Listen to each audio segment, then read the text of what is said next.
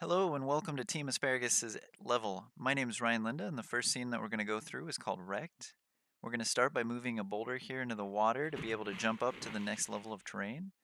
Once there, we will move the second boulder to knock off the boulders sitting up there.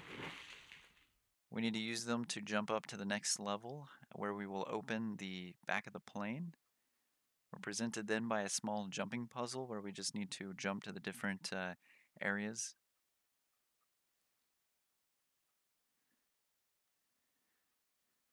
And now we're in the bottom of this canyon here. We'll need to climb under some debris where we need to move another boulder into place.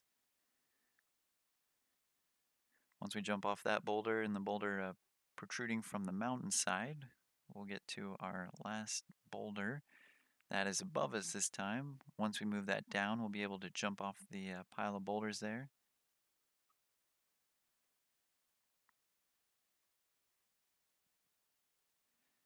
We'll bank off this tree here on the right to some boulders jutting out of the mountain. And finally, we'll get to our airplane here. We'll need to enter the bottom of the airplane where we'll see our goal in the airplane, this battery here on the left. In order to safely remove it, we'll need to turn off the power to the plane, which is done in the cockpit. We'll throw this object to turn off the power. Then we can just go back and pick that up. Once we pick that up, we can exit the plane.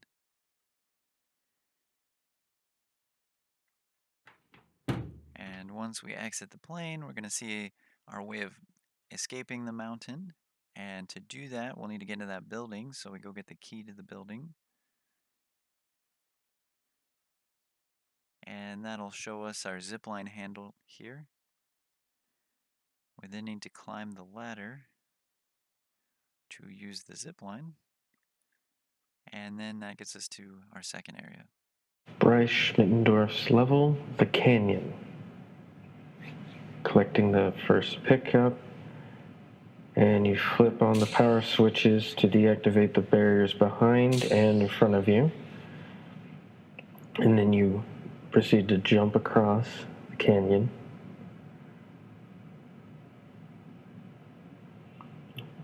Falling down, of course, just respawns you back at the previous spot. Once the barriers are down, you can proceed forward to stack the boxes.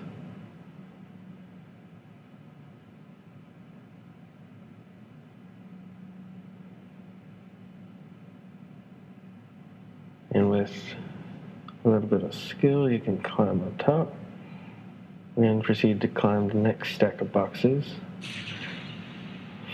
while dodging a rocket fire.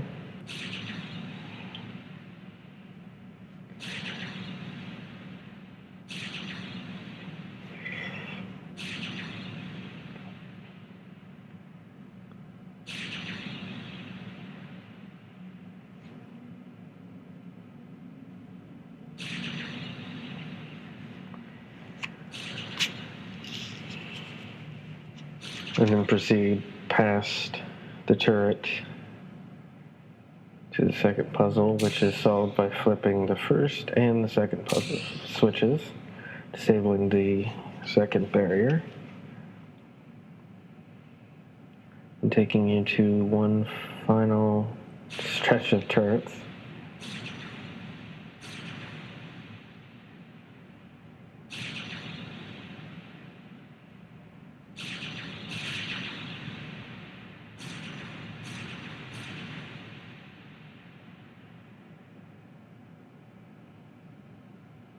And into the final switch puzzle.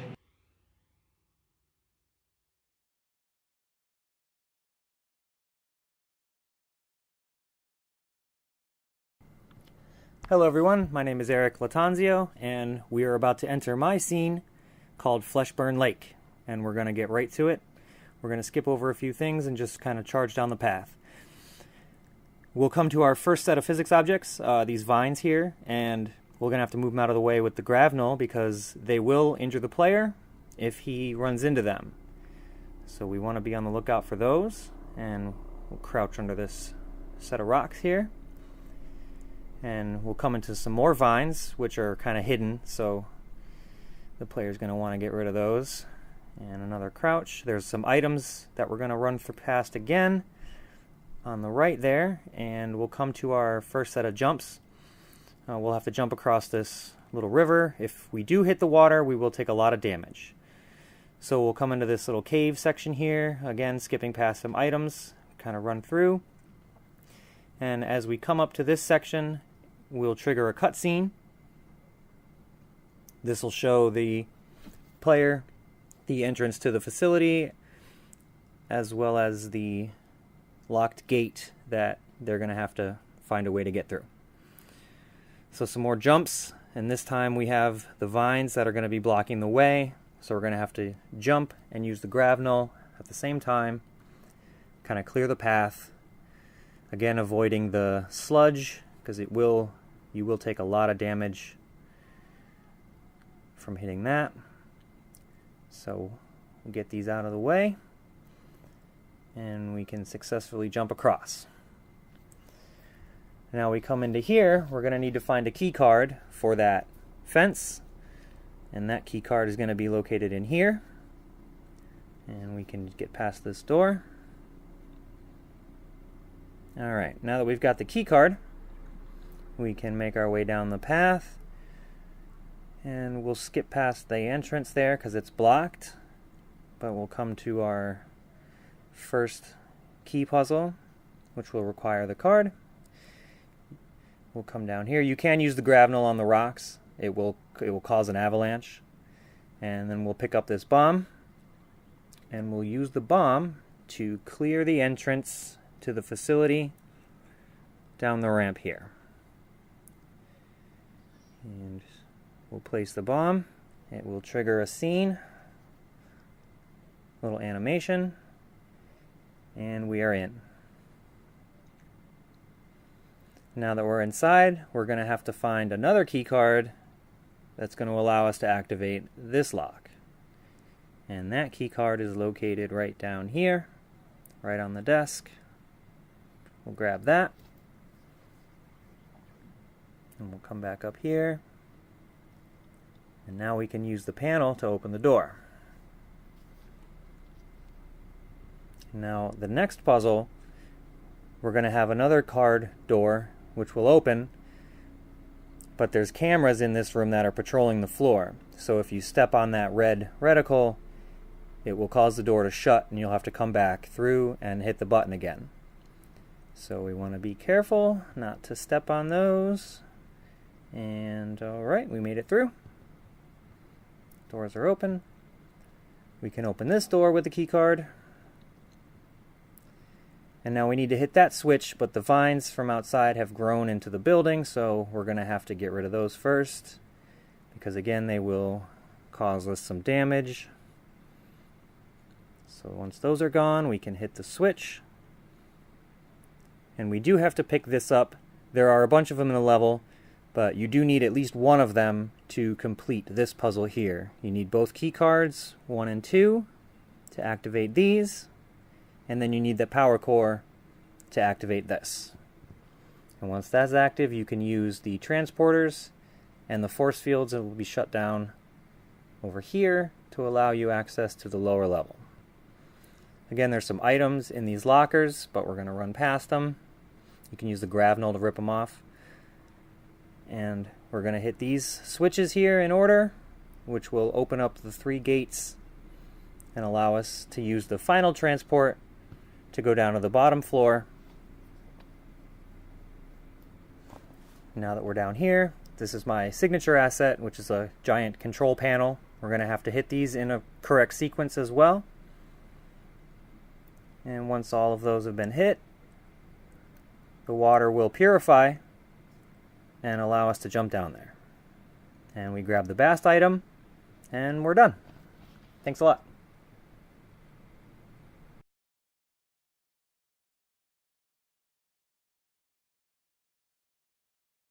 This is Ashley Rivas's area, the Perseus facility. Here you can see the scrapper entering this scientific facility for the first time.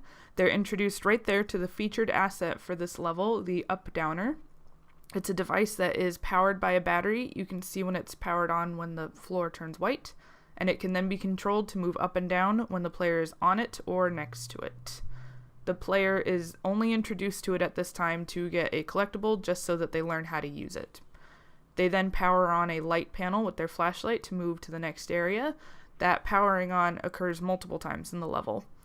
Here the facility shuts down, so the player is now trapped inside here until they can use each of these individual rooms to power on different life support systems and trick the computer into thinking that it's safe.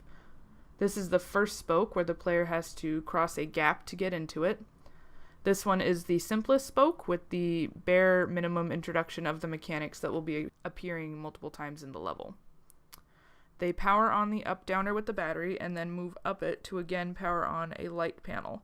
The light panel will signal that this system is open and will also have a ladder appear, so the player could move underneath this level in the ground area to get back to the hub if they wanted. There is danger down there. It does have a damage element that is pretty high. The player here then moves through this small hallway because those trees are blocking the main hallway, and they're introduced to that yellow collectible, which is acid. It can destroy objects with a pop-up. That's how they know that they're ones that are available to be destroyed, and it then usually reveals a collectible, or in this case a battery. That cabinet also has an acid drop, a one-time drop, if the player needs it. Acid in this room is limited. There's only enough to destroy the only available objects. The player then powers on the light panel and can move out to the hub to move to the third spoke, which is the final spoke. They can pick up those purple collectibles, which are scrapper logs. They're entries from previous scrappers who came here and died, and they will be updated in the future so they deliver a text message. Here, this panel needs animal DNA in order to activate the light panel to get out of this room. The player can find the battery and power on the up-downer, which is the start to getting up to the platform that has the animal DNA. Here the player can take a crate, which is then parented to the up-downer so it can travel with them. The player can jump with a crate in their hands, or they could shoot it over to the platform, and they'll need it multiple times in this level to get up to a higher platform. Only wood crates can be used with the up-downers. Steel crates are too big. There they've collected the animal DNA and powered on the terminal. They can then use their flashlight to power on the light panel. The light panel detects whether or not the flashlight is on and in the vicinity. It does not track key presses.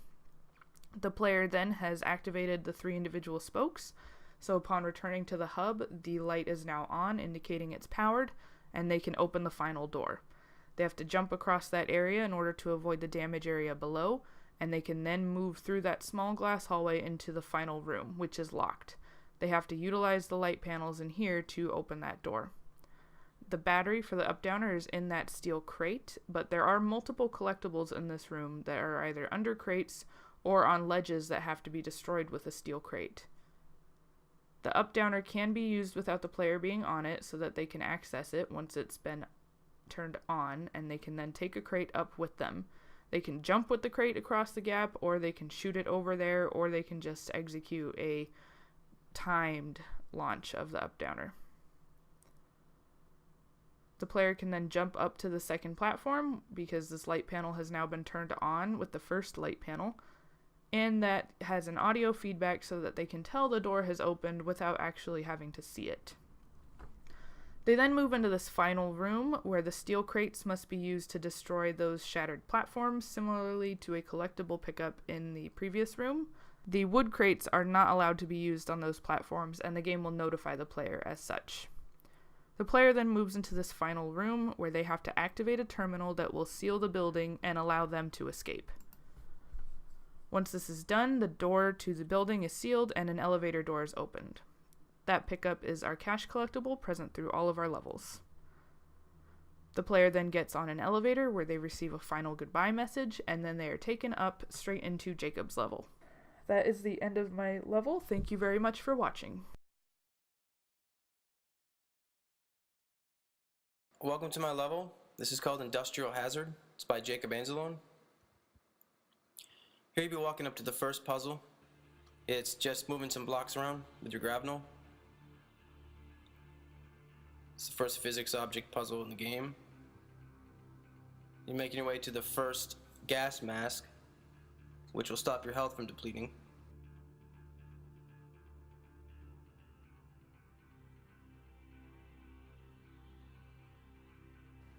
Open up this garage door here and make your way down into the hallway area.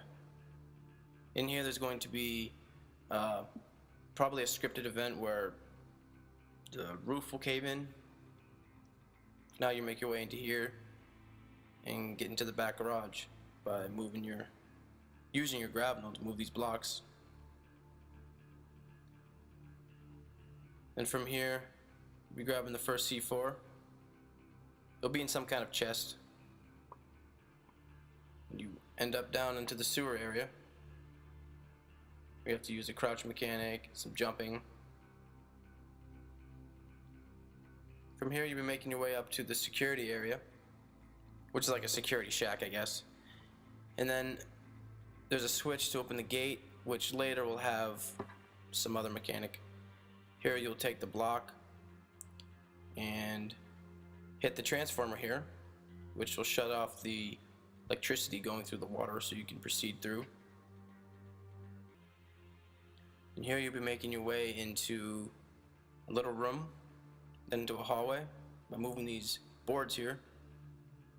Sometimes the boards can be a pain, but if you do it just right to the side, that works out. You gotta be quick too here, because if you're not, then the gas could deplete your health as the increments are going down by 2. You find the second gas mask to stop that, and you end up in the parking lot, which there's a giant turret that will shoot you. Inside here you're going to find the second C4, which you have to navigate through again. Watch out for the turret taking your life like that.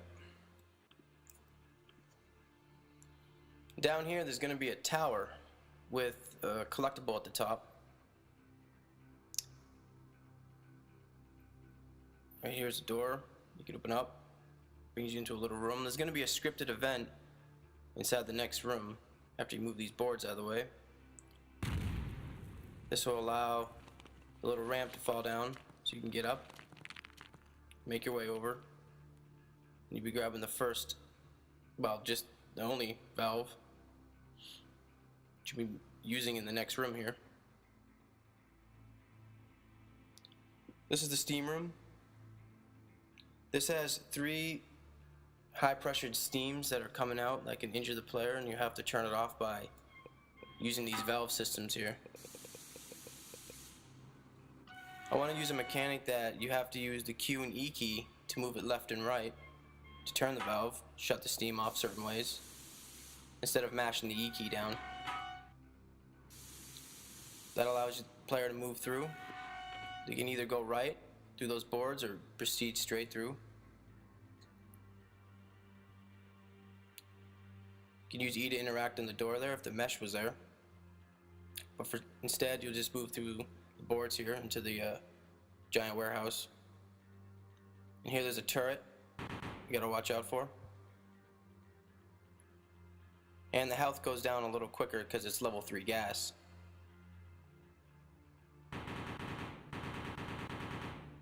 Here be moving these blocks using your grapnel. And make your way through to the third gas mask, which will stop the health from going down. And here the player move to the left and go up this little elevator here that'll bring you up to the 2nd floor.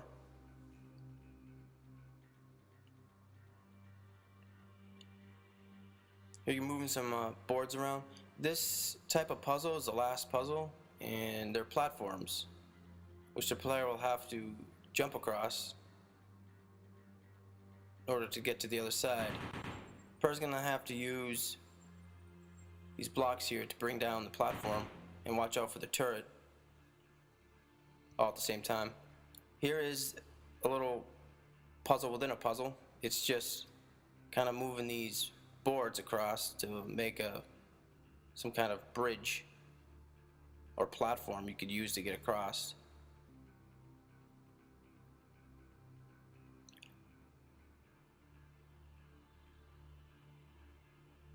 So if you're good enough, you could basically just make one and move across.